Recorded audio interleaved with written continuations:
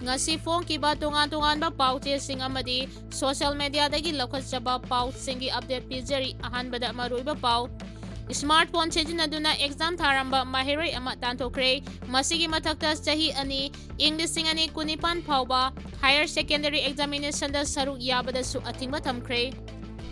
Kangla Communist Party BWZ na Mioi Ahumgi mathakta athingba thambaga loinana hairiba Mioi Ahum asidagi thapna leibinaba amadi khutharakpada miyamna lanna lobidanaba khangalagli Mioi Ahum adudi Thokchom Shankar Singha Singdamai Thongam Laikai Sarungbam Premananda Singha Singdamai Mayengbam Laikai Khoisnam Sunil Kumar Singha Malom Bazarni hairi Lagliba English singani kuntaret ki Manipur Mikhal mamangda BJP gi anauba lengak asina IRB battalion ani Oza lising ahum amadi BDF lising tara lauragani haina central government leadership na haikre. Pakistan gi fighter jet ama Jalalabad ta kapthokre amadi pilot hingna fare haina Taliban na claim tawkre. INC gi national president Ude Fajin kibagi mayokta Manipur Youth Congress na kongjang changchankhre. Mari Lainaba Village Authority ayaba yaudana khulai paiba Mioi amada tangkhul gi khulsingda changba yaroi haina TNAL na phongdorakre. Bom ama thamjilamle.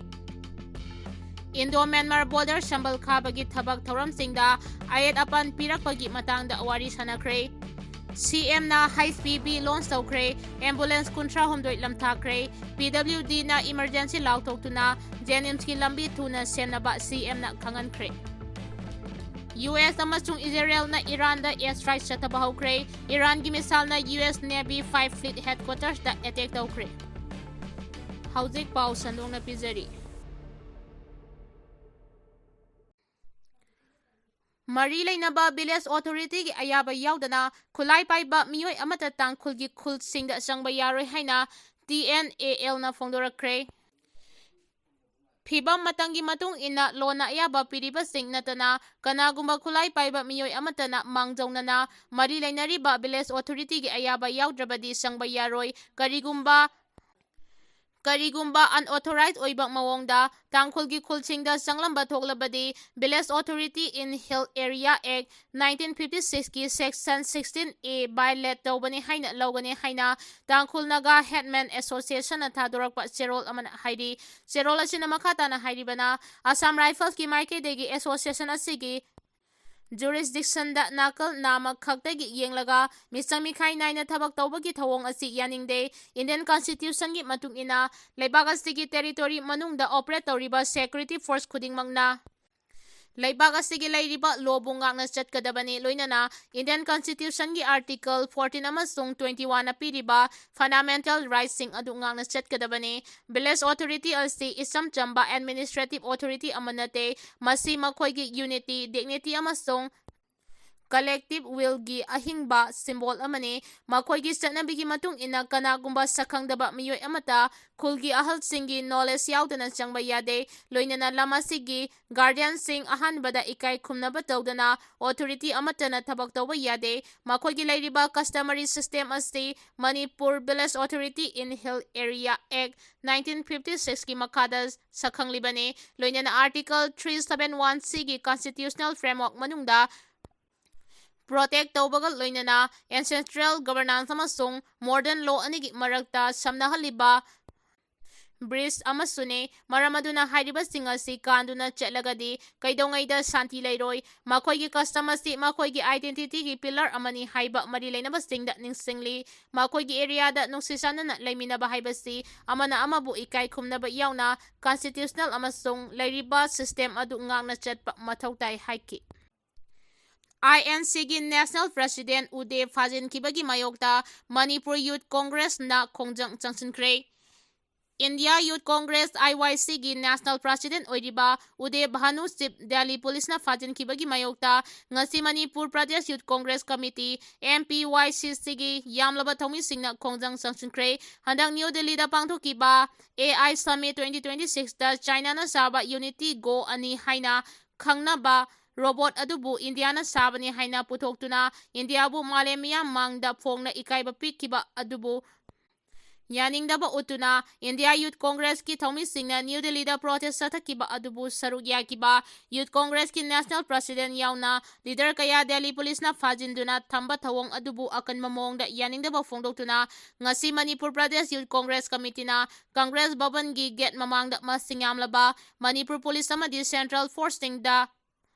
ꯃꯁꯤꯡ ꯌꯥꯝꯂꯕ Manipur police ꯑꯃꯗꯤ central ꯐꯣꯔꯁꯁꯤꯡꯅ ꯊꯤꯡꯗꯨꯅ ꯊꯝꯕꯗꯒꯤ ꯅꯥꯀꯜ ꯑꯅꯤꯒꯤ ꯃꯔꯛꯇ ꯑꯀꯟꯕ ꯃꯑꯣꯡꯗ ꯃꯨꯛꯅꯈꯤ꯫ ꯈꯣꯡꯖꯪ ꯑꯗꯨꯒꯤ ꯁꯔꯨꯛ ꯑꯃ ꯑꯣꯏꯅ ꯌꯨꯊ ꯀꯪꯒ꯭ꯔꯦꯁꯀꯤ ꯊꯧꯃꯤꯁꯤꯡꯅ ꯄ꯭ꯔꯥꯏꯝ ꯃꯤꯅꯤꯁꯇꯔ ꯅꯔꯦꯟꯗ꯭ꯔ ꯃꯣꯗꯤ ꯑꯃꯗꯤ union home minister Amit ꯁꯥꯍꯒꯤ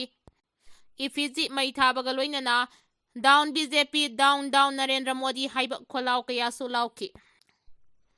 Indo Myanmar border ꯁꯝꯕꯜ ꯈꯥꯕꯒꯤ ꯊꯕꯛ ꯊꯧꯔꯝꯁꯤꯡꯗ ꯑꯌꯦꯠ ꯑꯄꯟ ꯄꯤꯔꯛꯄꯒꯤ ꯃꯇꯥꯡꯗ ꯋꯥꯔꯤ ꯁꯥꯅꯈ꯭ꯔꯦ꯫ Indian ambassador to Myanmar Abhay Thakur ꯑꯃꯁꯨꯡ ꯏꯟꯗꯤꯌꯥꯒꯤ ꯃꯤꯅꯤꯁꯇ꯭ꯔꯤ ꯑꯣꯐ ꯑꯦꯛꯁꯇꯔꯅꯦꯜ ꯑꯦꯐꯤꯌꯔꯁꯀꯤ ꯁꯦꯀ꯭ꯔꯦꯇꯔꯤ ꯕꯤ ꯁ꯭ꯌꯥꯝ ꯑꯃꯁꯨꯡ ꯌꯨꯝꯂꯣꯟꯅꯔꯤꯕ ꯃ꯭ꯌꯥꯟꯃꯥꯔꯒꯤ permanent secretary for foreign affairs ꯍꯥꯎꯀꯥꯟ ꯁꯨꯝꯒ ꯅꯥꯏꯄꯤꯇꯥꯎꯗ ꯎꯅꯗꯨꯅ ꯏꯟꯗꯤꯌꯥ ꯑꯃꯁꯨꯡ ꯃ꯭ꯌꯥꯟꯃꯥꯔꯒ ꯇꯥꯏꯅꯕ ꯉꯝꯈꯩ ꯄꯔꯤꯡꯗ ꯁꯝꯕꯜ ꯈꯥꯕꯒꯤ ꯊꯕꯛꯁꯤꯡꯗ ꯑꯦꯇꯦꯛ ꯆꯠꯊꯈꯤꯕ ꯑꯃꯗꯤ ꯑꯌꯦꯠ ꯑꯄꯟ ꯄꯤꯔꯛꯈꯤꯕꯒꯤ ꯃꯇꯥꯡꯗ ꯂꯩꯕꯥꯛ ꯑꯅꯤꯒꯤ ꯑꯣꯏꯕ ꯋꯥꯔꯤ ꯁꯥꯅꯈ꯭ꯔꯦ꯫ ꯃꯤꯅꯤꯁꯇ꯭ꯔꯤ ꯑꯣꯐ ꯑꯦꯛꯁꯇꯔꯅꯦꯜ ꯑꯦꯐꯤꯌꯔꯁꯀꯤ ꯁꯦꯀ꯭ꯔꯦꯇꯔꯤ ꯕꯤ ꯁ꯭ꯌꯥꯝꯅ ꯃ꯭ꯌꯥꯟꯃꯥꯔꯒꯤ ꯅꯥꯏꯄꯤꯇꯥꯎꯗ ꯃꯔꯤꯔꯛ ꯁꯨꯕ Myanmar India joint boundary working ꯒ꯭ꯔꯨꯞꯀꯤ ꯃꯤꯇꯤꯡ ꯌꯥꯎꯕ ꯂꯥꯛꯈꯤꯕꯅꯤ꯫ ꯍꯤꯟꯗꯨꯁꯇꯥꯟ ꯇꯥꯏꯝꯅ ꯂꯧꯕ ꯔꯤꯄꯣꯔꯠ ꯑꯃꯒꯤ ꯃꯇꯨꯡ ꯏꯟꯅ ꯏꯟꯗꯤꯌꯥ ꯑꯃꯁꯨꯡ ꯃ꯭ꯌꯥꯟꯃꯥꯔꯒꯤ ꯂꯣꯟꯅꯕ ꯁꯝꯕꯜ ꯈꯥꯕꯒꯤ ꯊꯕꯛꯁꯤꯡ ꯆꯠꯊꯔꯤꯕ ꯑꯁꯤꯗ ꯑꯥꯔꯝ ꯒ꯭ꯔꯨꯞꯁꯤꯡꯅ ꯏꯝꯄ꯭ꯔꯣꯚꯥꯏꯖ ꯑꯦꯛꯁꯄ꯭ꯂꯣꯁꯤꯚ ꯗꯤꯚꯥꯏꯁ (IEDꯁꯤꯡ ꯁꯤꯖꯤꯟꯅꯗꯨꯅ ꯁꯝꯕꯜꯁꯤꯡ ꯊꯨꯒꯥꯏꯕ ꯑꯃꯗꯤ ꯁꯝꯕꯜ ꯈꯥꯕꯒꯤ ꯃꯄꯣꯠ ꯃꯆꯩꯁꯤꯡ ꯍꯨꯔꯥꯟꯕꯒꯤ ꯊꯕꯛꯁꯤꯡ ꯊꯥ ꯑꯅꯤꯔꯣꯝ ꯑꯁꯤꯗ ꯆꯠꯊꯗꯨꯅ ꯂꯥꯛꯈꯤ ꯍꯥꯏꯔꯤ꯫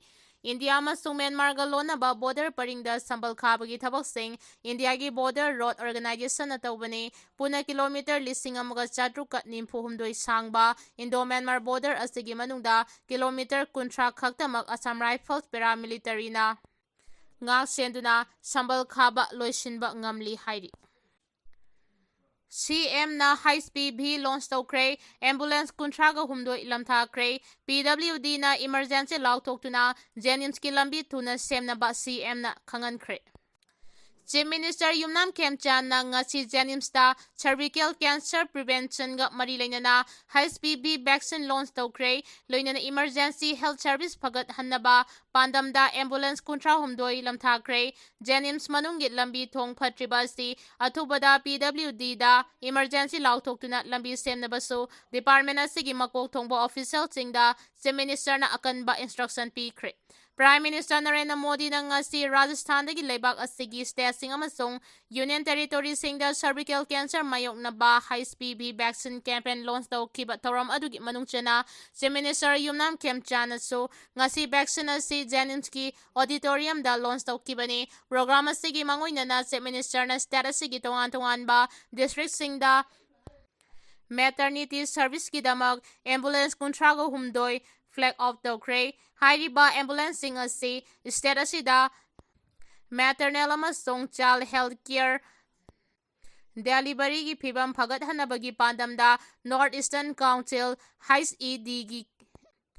ꯅꯣꯔꯊ ꯏꯁꯇꯔꯟ ꯀꯥꯎꯟꯁꯤꯜꯒꯤ ꯐꯟꯗꯤꯡ ꯃꯈꯥꯗ ꯗꯥꯏꯔꯦꯛꯇꯣꯔꯦꯠ ꯑꯣꯐ ꯍꯦꯜꯊ ꯁꯔꯚꯤꯁꯅ ꯂꯩꯕꯅꯤ ꯍꯥꯏꯔꯤ꯫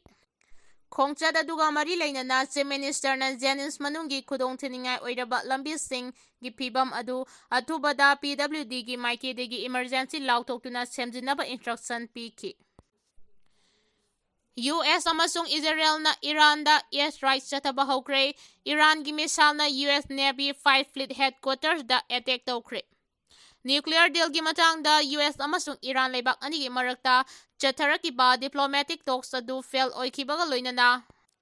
ꯉꯁꯤ ꯌꯨ.ꯑꯦꯁ. ꯑꯃꯁꯨꯡ ꯏꯖꯔꯦꯜꯒꯤ ꯑꯦꯌꯔ ꯐꯣꯔꯁꯅ ꯏꯔꯥꯟꯗ ꯑꯀꯟꯕ ꯃꯑꯣꯡꯗ ꯑꯦꯌꯔ ꯁ꯭ꯇ꯭ꯔꯥꯏꯛ ꯆꯠꯊꯕ ꯍꯧꯈ꯭ꯔꯦ꯫ ꯏꯔꯥꯟꯅ ꯀꯥꯞꯂꯛꯄ ꯃꯤꯁꯥꯏꯜꯅ ꯑꯥꯏꯂꯦꯟꯗ ꯅꯦꯁꯟ ꯑꯁꯤꯗ ꯂꯩꯕ ꯌꯨ.ꯑꯦꯁ. ꯅꯦꯚꯤꯒꯤ 5 ꯐ꯭ꯂꯤꯠ ꯍꯦꯗꯀ꯭ꯋꯥꯔꯇꯔꯁꯗ ꯑꯦꯇꯦꯛ ꯆꯠꯊꯈ꯭ꯔꯦ꯫ ꯅꯥꯀꯜ ꯑꯅꯤꯃꯛꯀꯤ ꯑꯣꯏꯅ ꯀꯌꯥ ꯌꯥꯝꯅ ꯑꯃꯥꯡ ꯑꯇꯥ ꯊꯣꯛꯈ꯭ꯔꯕꯒꯦ ꯍꯥꯏꯕꯗꯤ ꯍꯧꯖꯤꯛ ꯐꯥꯎꯕꯒꯤ ꯑꯣꯏꯅ ꯈꯪꯕ ꯉꯝꯗ꯭ꯔꯤ꯫ ꯌꯨ.ꯑꯦꯁ. ꯑꯃꯁꯨꯡ ꯏꯖꯔꯦꯜꯅ ꯆꯠꯊꯈꯤꯕ ꯑꯦꯌꯔ ꯁ꯭ꯇ꯭ꯔꯥꯏꯛ ꯑꯗꯨꯅ ꯃꯔꯝ ꯑꯣꯏꯔꯒ ꯗꯣꯍꯥ, ꯑꯕꯨ ꯙꯥꯕꯤ ꯑꯃꯁꯨꯡ ꯗꯨꯕꯥꯏꯅꯆꯤꯡꯕ ꯃꯐꯝ ꯀꯌꯥꯗ ꯕꯣꯝ ꯄꯣꯈꯥꯏꯕꯒꯤ ꯑꯍꯧꯕ ꯃꯈꯣꯜ ꯀꯌꯥ ꯇꯥꯔꯤ꯫ ꯏꯔꯥꯟꯒꯤ ꯃꯥꯏꯀꯩꯗꯒꯤꯁꯨ ꯌꯨ.ꯑꯦꯁ.ꯀꯤ ꯅꯦꯚꯤ ꯕꯦꯖ ꯌꯥꯎꯅ ꯏꯖꯔꯦꯜꯗ ꯃꯤꯁꯥꯏꯜ ꯑꯃꯁꯨꯡ ꯗ꯭ꯔꯣꯟ ꯁꯤꯖꯤꯟꯅꯗꯨꯅ ꯑꯦꯇꯦꯛ ꯆꯠꯊꯕꯒꯤ ꯊꯧꯑꯣꯡ ꯂꯦꯞꯇ꯭ꯔꯤ꯫ ꯅꯥꯀꯜ ꯑꯅꯤꯅ ꯁꯣꯛꯅꯔꯤꯕ ꯂꯥꯜ ꯑꯁꯤꯒꯤ ꯃꯇꯥꯡꯗ ꯏꯔꯥꯟ ꯔꯤꯚꯣꯂꯨꯁꯅꯔꯤ ꯒꯥꯔꯗꯀꯤ ꯃꯥꯏꯀꯩꯗꯒꯤ ꯐꯣꯡꯗꯣꯛꯈꯤꯕꯗ ꯔꯤꯖꯟ ꯑꯗꯨꯗ ꯂꯩꯔꯤꯕ US. ki base yauna Israel da target tawduna itihasik oiba mawongda chapchaba para ama tambigani US amasung Israel ga thengnabada Iran na karisu ninghanaba tawde hairi. Report amagi matung inadi US amasung Israel gi maikidagi Iran gi Supreme Leader leiriba Ayatollah Ali Khamenei na leiriba mafam adugi mayanak na airstrike chataki US na Iran gi mathakta chatharakiba combat operation asi US ki President Donald Trump na Iran gi mathakta major combat operation hauragani haina lauthokibaga ikan kanadanane USA gi President Donald Trump na phongdokibada airstrike asi Iran missile ching amasung Navy base sing da chathagani American singbu kananaba Iran gi missile ching amasung Navy gi leiriba base sing asi mapung fana manghantak hangani haidi. Iranian media na phongdokibagi matungina leibag adugi konungdagi maikhu karakpagi saktam kaya uba fangki haudiksu mafam kaya da leptana tari misal attack ta misimina gi thaudok kaya su yaure hairi.